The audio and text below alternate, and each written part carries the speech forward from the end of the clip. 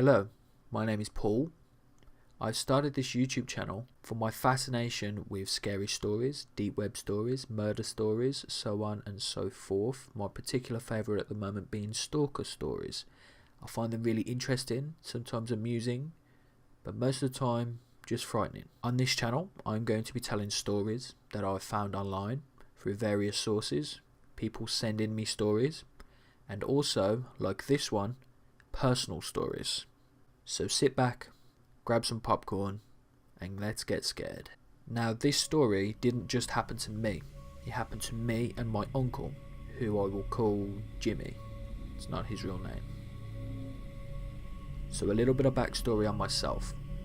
I was born and raised in a pretty big city, the second biggest city in the UK as it happens, Birmingham. On Monday the 19th of December 1994. I had a very nice childhood. My family is not rich, but we're not poor either. My mother always invited my Uncle Jimmy around with his two kids to our house for Christmas celebrations, birthday celebrations, things of the like. And me coming from a very big family, I now miss this sort of thing as I'm now 21 years old and moved over 200 miles away to the coast of England where I currently live. My Uncle Jimmy has always been really skilled with DIY, plumbing, electronics, so on, but never pursued it really. He just did work for people in the local area, landscaping and such things. He came into my house one day and told myself and my mother, who was there at the time, that he'd just got a new job from a lady called Susan, who had asked him to completely remodel her new house that she'd recently bought. Plumbing, guttering, landscaping, electronics, pretty much everything. To which he of course agreed, as he was currently looking for work at the time. He told her that he does normally work alone, but as I was currently looking for work and it was around summertime, he asked if I could help him. I thought it was strange I had to have a meeting with her, but I was young and I listened to my uncle when he said that was the terms if I wanted to help him and earn a little bit of money. Day 1. We started off at 6 AM to a huge house in Sutton Coldfield. It's actually where I'm born, which is known for having mansions and a very upscale part of the county.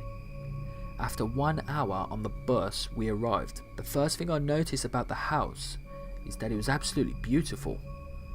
Giant water fountains in the huge front garden, Olympic-sized swimming pool in the back, and 4 garages, which was a little bit odd now that I think about it because she was widowed and had no children and lived alone. But after looking, they were indeed empty, which I was thankful about, of course. I would have freaked out if they wasn't. She went on a holiday for 2 weeks to France while we worked. Well, so we thought. So we got to work and the day was actually a lot more fun than I thought it would be.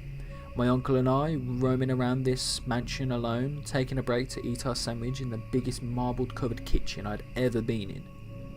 The vague smell of lavender and jasmine echoed through the giant halls of the house, and I decided to take a little alone tour of the property. After walking through the house for about 20 minutes, I came to a door. It was at the back of the house in what appeared to be simply a very small laundry room, but when entering to the right of the room, there it stood. It was huge, made of metal, and was ice cold to the touch. I still remember it now. I was a little bit creeped out at this point, but figured it was a safe room. Now, a safe room wasn't actually uncommon in these times in this area. If you don't know what it is, it would be a giant metal safe room that would lock from the inside. In the case of a robbery or any kind of emergency, the occupants could go inside and they will be safe. They can call the police. So, at this point, I went back to my uncle, didn't mention it, and we carried on with the day and went home. Day 2. I was awoken to the tender sound of my mother saying, "Paul, you need to get up, son. You have work." As she always said in such a soft voice, which actually became annoying to me over the years. To this day, she still does it as she enters our home. "Paul, I'm back." "Okay, mother, welcome home." I whimper in the same voice to mock her, which is always greeted with a "Shut up." I woke up and walked downstairs to find my uncle already dressed in work clothes and ready to go, sitting down with some tea, talking with my mum. I was only wearing some shorts and a vest, with my uncle saying, "You need a tan, Casper." I smirked and went to get breakfast as he stopped me and said, "We will get breakfast on the way. We need to leave now, Paul." I looked at the one of 4 clocks in the room. This was my mother's strange addiction with clocks and pillowcases, which read 5:13 AM. I asked why we had to go so early, and he told me that someone had trespassed on Susan's property overnight and had destroyed some of the work we did the previous day. So we left, and the day was again fun, but uneventful. We fixed the problems, small tools missing, a pipe we fitted was unlatched, and a small pool of water dripped from it. We finished our work, left, and went home. Day 3. We arrived to the house around 6:10 AM and was greeted with empty food wrappers randomly scattered throughout the house and garden. I cleaned it all up and expressed to my uncle that it was creeping me out, with my uncle just laughing and saying, "Should I have brought your sister instead?" At lunch, I was eating my chicken breast and lettuce sandwich that my mum had made my uncle and I, when I heard a strange noise coming from down the hallway. Very faint, but I could still hear it. It's really hard to explain what the sound was. The best thing I could describe it to was an old Polaroid camera taking a snap picture. I walked down the hall, sandwich still in hand, and followed the strange noise which repeated every few seconds. And when I got to the end of the corridor, I found the source and was shocked to find myself standing back in front of this huge metal door. I pressed my ear against the door, not making a single sound, and I could hear it through the door when it suddenly stopped. Silence roamed the empty halls now. The master dining rooms with chandeliers from 14th century France dominating the rooms. I listened intently for what seemed about an hour, but nothing sounded. So I decided to try and open the door, but couldn't bring myself to do it. Half of my very being had to know what was on the other side, but the other half was screaming, "Get out of here! Are you an idiot?" After standing there for around 5 minutes, just looking at the door, and I decided to head back. I was so freaked out I didn't tell my uncle. He would just make fun of me anyway. That night I couldn't sleep, thinking about that door and what could possibly be on the other side. I decided I would take my uncle to see it tomorrow at work as soon as we got there, and I managed to get around 2 hours sleep before being awoken by the same soft tones of my mother, like every morning. Day 4. As soon as we arrived at the house, I told my uncle before we went inside that there was a door in a small laundry room at the back of the house that was just metal and creeps me out, to which he laughed and said, "Let's go explore then, Columbus," in that really condescending way. I led him through the house, straight to the door, and his facial expression changed from sarcasm to surprised. It was not fitted for that house. It was modern, I would say, compared to the rest of the house, which was, as you would expect a really old English mansion to be. A lot of dusty wood and bookshelves and big leather armchairs and so on. It was just out of place, not to mention the weird sounds coming from inside. He looked at me with a look of confusion and said, "Maybe it leads to Narnia," and giggled to himself with me still staring at the door. I said to him, "Open it and find out, Mr. Tough Guy." He immediately called my bluff and pushed past me to try with all of his might to turn the huge vault-like handle to no avail. He took a step back and just hummed. "I'll get this open," he blurted out while walking out of the room. I quickly followed him, not wanting to be alone with that door, or I know it sounds silly, but I was scared of it. We re-entered the room with his toolbox, to which I knew he would never get the door open with anything like that. While he rummaged through the old deep bag of feeble tools, I walked up to the door and noticed that there was a small square touchpad with the numbers 1 to 9 on it. It was the same colour as the door, and I'd never noticed it before. It was a dark grey that was indented into the door itself. It needed a 4-pin passcode. I know this because on the small display it showed 4 empty blinking boxes. So I started trying a few numbers. 1234, 1111, 0000, etc. Hoping to get lucky, but all attempts were met with silence. That's until my uncle joked and said, "Why don't you enter the year you were born?" I got shivers as he said this, as I was already halfway through typing it. 1994. As I entered it, I was expecting the door to open, but yet again I was met with silence. I was relieved, but now I was very anxious to get inside, and I needed to know what was in it before I left the house. Now that I had my uncle here with me, I felt safe. He brushed past me and started typing random numbers into the keypad.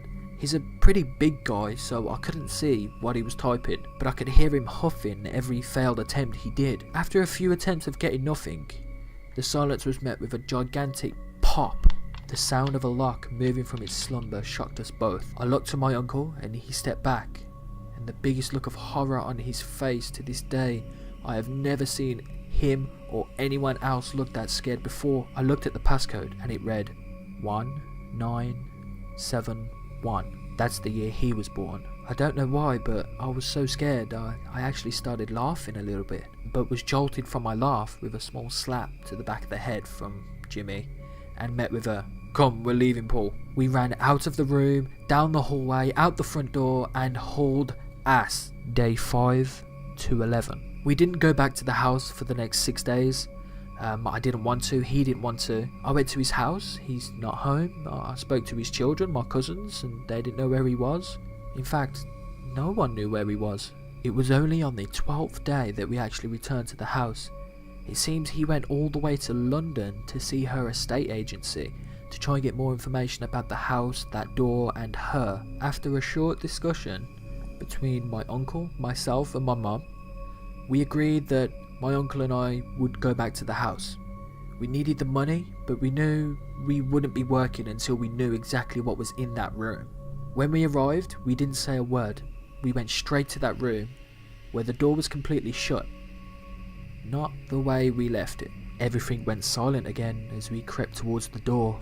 Jimmy slowly typed the code of his birth year and the door popped again. We pulled it open. Looking down into the darkness at almost 7 AM in the morning with the sun out is not a good sign. I remember thinking to myself as we walked down the perfectly cleaned and varnished wooden stairs leading into the darkness, this is wrong. We shouldn't be here. A very cold gush of air hit my face as I jammed my hands into the shoulders of Jimmy.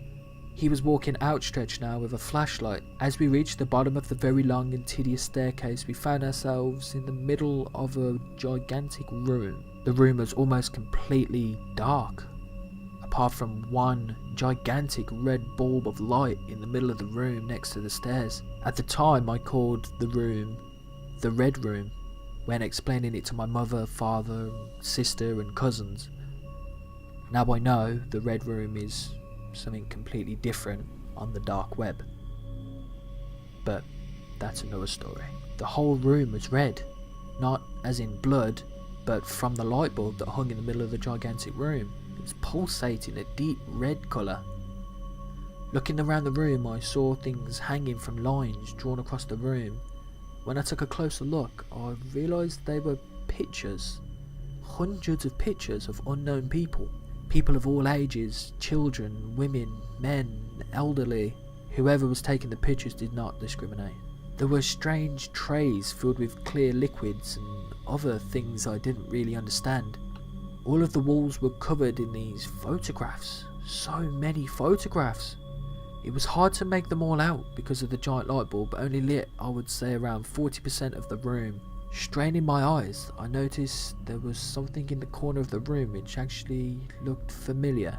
I gasped as I realised it was a single bed in the corner of the room with pictures scattered all over the bed covers. Jimmy shushed me as we slowly walked around the cellar until we reached a desk. Now this desk, it was very old, very beautiful actually, a vintage wooden desk, something you would see Winston Churchill writing a speech on. Sitting on the desk was a folder with simply the number 7 tip-hexed onto the front. I picked it up and slowly opened it to the first page and was greeted with the words, "Property of the Honourable Susan Birch." She had a title that meant she was a county judge of some sorts. When opening it to the next page, I dropped the folder on the floor with a large bang when I saw a picture of me carrying a ladder from the shed into the house on day 3. Jimmy picked up the folder and pulled faces of disgust when seeing pictures of me in bed at home, playing football with my friends and even getting dressed in my room, along with others of me talking on the phone with my girlfriend at the time, playing poker with my cousins and eating with my family, etc. I started to cry with disgust and fell to my knees when I saw another folder on the chair that was tucked under the desk at the time. I fished it out It simply had the number 6 tipexed on the front. I opened it to be greeted with the same message as before, but when looking at the first image on the next page, I immediately closed it and threw it at Jimmy. He opened it and showed a look of pure fear. It was a picture of him and his wife having sex on the sofa of their house. As he turned to the next page, the huge metal door slammed shut with a bang, and I started to scream, as did he. We ran up the stairs and banged on the door with all our might. Now, in complete darkness, we huddled together and waited for what seemed forever. The door just opened.